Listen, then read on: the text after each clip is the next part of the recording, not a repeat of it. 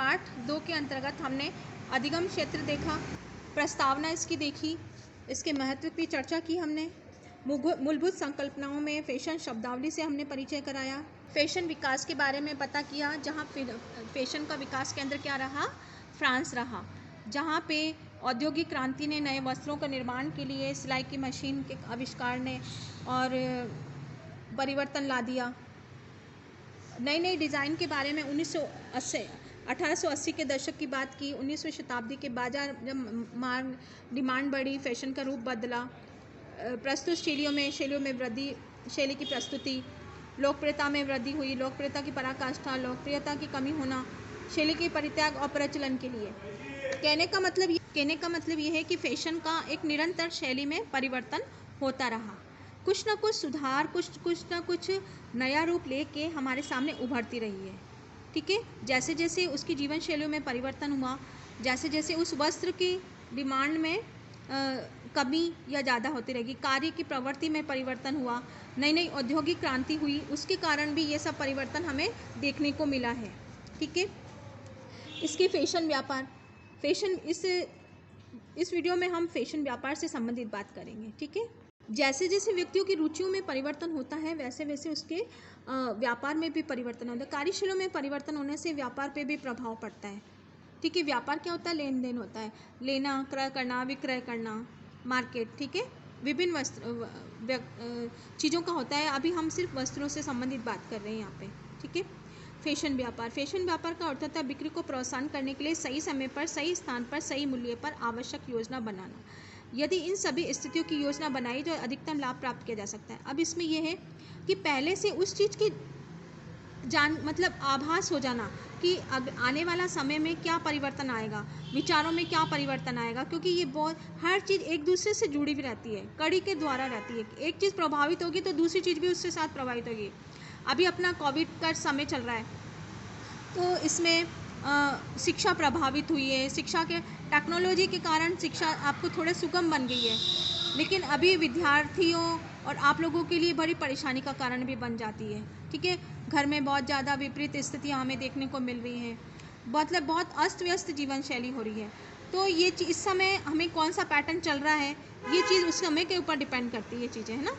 अभी वस्त्रों के, जैसे कि अभी मास्क की ज़्यादा डिमांड बढ़ रही है, और अभी फल फ्रूट से ज़्यादा रिलेटेड है। वस्त्र उद्योग पे अभी इतना फोकस नहीं रह रहा है व्यक्तियों का, सुविधाजनक जीवन जीना चाह रहा है।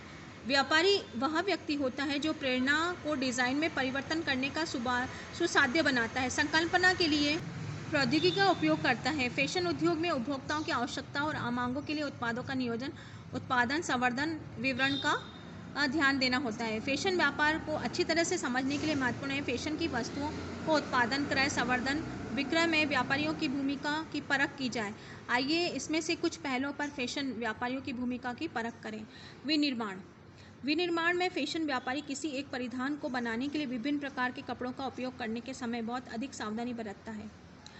वस्त्र के ऐतिहासिक, सामाजिक, सांस्कृतिक सूझबूझ होने से डिज़ाइनर को कल्पनाशीलता को वास्तविकता में बदलने हेतु मदद मिलती है। कपड़ों और परिधानों के निर्माण ज्ञान का उपयोग करते हुए फैशन व्यापारी डिज़ाइनर द्वारा तैयार किए गए परिधानों को ले सकता है और इसके उत्पादन का श्रेष्ठ तरीका ढूंढता है। साथ ही मूल्य, लक्षित बाजार जैसी बातों पर भी ध्यान रखता है। क्रय फैशन व्यापार का हिस्सा बन जाता है। जब एक व्यापारी फैशन की सामग्री दुकान के खरीदने के लिए खरीदता है, फैशन व्यापारी को फैशन की वस्तुओं के लिए लक्षित बाजार की जानकारी अवश्य होनी चाहिए।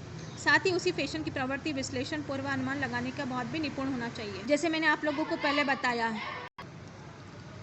साथ ही उसे फैशन की प्रवृत्ति विश्लेषण, पूर्वानुमान लगाने के लिए बहुत निपुण होना चाहिए। इससे अधिक सही ऑर्डर दिया जा सकता है। डिज़ाइनर के साथ मिलाकर कार्य करने के लिए फैशन व्यापारी एक बार फिर वस्त्र निर्माण, वस्त्रों के विषय में डिज़ाइनर को अपनी विशेषज्ञता प्रदान कर सकेगा। संवर्धन, जब फैशन व्यापारी डिज़ाइनर के लिए काम करता है तो पहली वरीयता यह होती है कि वह डिज़ाइनर के उत्पादन को उन दुकानों तक पहुंचाने जो उसे अधिक मात्रा में खरीदना पसंद करने सके। फैशन व्यापारी को न केवल रचनात्मक मस्तिष्क, प्रबल प्रौद्योगिक कौशलों की दृष्टि से भी आवश्यक होता है, बल्कि उसके उत्पादन कौशल भी तेजी होना चाहिए। फैशन व्यापारी डिज़ाइनर द्वारा तैयार परिधानों को फैशन प्रदर्शन द्वारा बढ़ावा देता है। यहाँ रचनात्मक उनके दृश्य प्रभाव संभावनाओं ग्राहकों को आकर्षित कर सकते हैं, बढ़ा चढ़ाकर प्रस्तुत कर सकते हैं। इसके अतिरिक्त फैशन व्यापारी डिज़ाइनर के कपड़ों के लिए लक्षित बाजार ढूंढते हैं, जैसे बच्चों के कपड़ों की दुकानें, विभागीय दुकानें, छूट देने वाली दुकानें।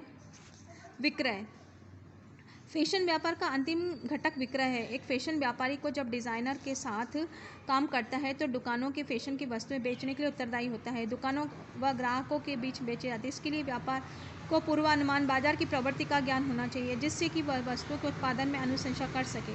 सृजनात्मक महत्वपूर्णता होती है। इसे व्यापारी यह सलाह अवश्य देते हैं कि दुकान में वस्तुओं को कैसे प्रदर्शित किया जाए। जब फैशन व्यापारी के एक खुदरा दुकानी के साथ काम करता है तो उसके उत्तरदायित्व में वस्तुओं को खरीदने और दुकान पर सजाने पर भी शामिल किया जाता है।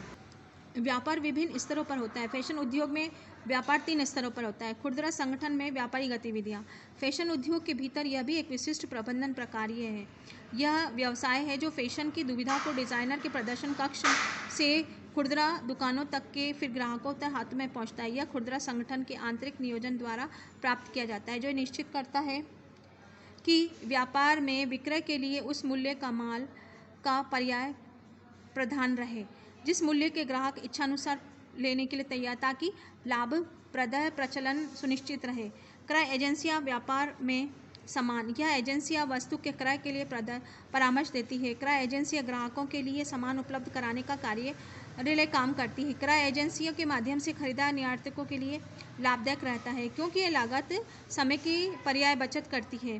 क्रय एजेंटों का उत्तरदायित्व विक्रेता की पहचान करना है, मूल्य का मोलभाव बनाते समय गुणवत्ता की जांच करना है, लदान पूर्व गुणवत्ता की जांच करना है, व उत्पादन प्रक्रिया के दौरान गुणवत्ता को नियंत्रित रखता है।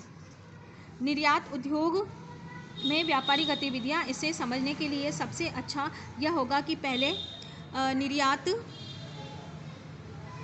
उद्योग में व्यापारी की भूमिका को समझा जाए। निर्यात उद्योग में 2 प्रकार के व्यापारी होते हैं, क्रय एजेंट, उत्पादन व्यापारी।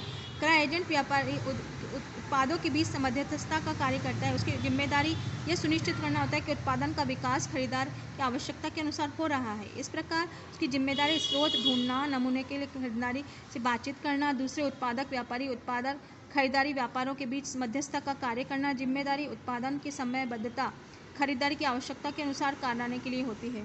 फैशन व्यापार में अन्य संकल्पनाएं आवश्यकता जिसे समझने की जरूरत होती है।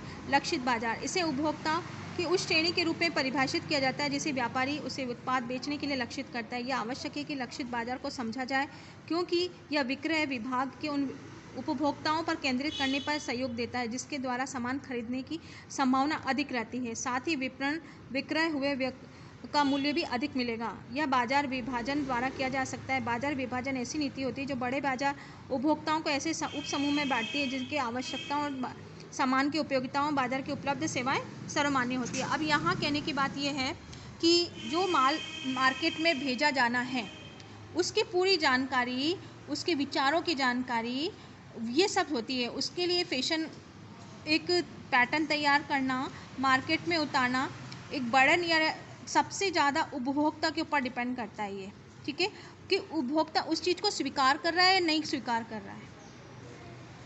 अगर और उसके लिए बहुत ज़्यादा फैशन के लिए आपको एडवर्टाइजिंग भी करना होता है, बहुत मतलब मार्केट है, ये पूरा मार्केट है। कपड़ा निर्माण के वस्त्र निर्माण से लेकर उपभोक्ता तक, उपभोग करने तक ये सब चीज़ें शामिल होती हैं। तो ये पूरा मार्केट इस पर डिपेंड करता है और मार्केट का ही ये सर्वे होता है जो हमने अभी बात की है। खुदरा संगठन व्यापारी गतिविधियाँ, फिर क्रय एजेंसी व्यापार सम्मान, निर्यात उद्यम व्यापार गतिविधियों के बारे में बात की, लक्षित बाजार के बारे में बात किया। जो वीडियो है बच्चों आप 2 बार अवश्य देखें, एक बार आपको नहीं समझ में आएगा। ये विनिर्माण, क्रय, संवर्धन, विक्रय इस सबसे संबंधित है। आप इसको 2 बार देखें तो अच्छे से आपको समझ में आ जाएगा। बाजार को विभिन्न प्रकार के विभाजित किया जा सकता है। जनांगीय विभाजन, यह समूह मुख्य रूप से जनसंख्या, आय, जेंडर, आयु, जेंडर, व्यवसाय, शिक्षा, आय, पर निर्भर करते हैं। भौगोलिक विभाजन मुख्य रूप से नगरों, राज्यों, क्षेत्रों पर आधारित समूह है। विभिन्न स्थानों पर जलवायु परिवर्तन हो जाती है। यह व्यापार के विकल्पों के महत्वपूर्ण भूमिका निभाता है। विशेष रूप से कपड़ों का चयन जलवायु पर निर्भर करता है। मनोवृत्तियाँ विभाजन एक समूह सामाजिक गतिविधियाँ, अभिरुचियाँ, मनोविनोद, सामाजिक कार्य, आवश्यकता, अपेक्षाओं पर आधारित है। समान जीवन शैली वाले लोगों के लिए लक्षित बाजार समूह बनाना।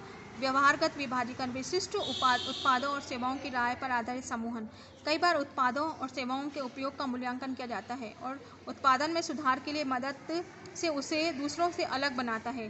व्यापारी के रूप में उपभोक्ता की मांग की व्याख्या करने की आवश्यकता है, समझने की आवश्यकता है। उपभोक्ता की खरीदारी के लिए प्रोत्साहन क्या होता है। व्यापार के लिए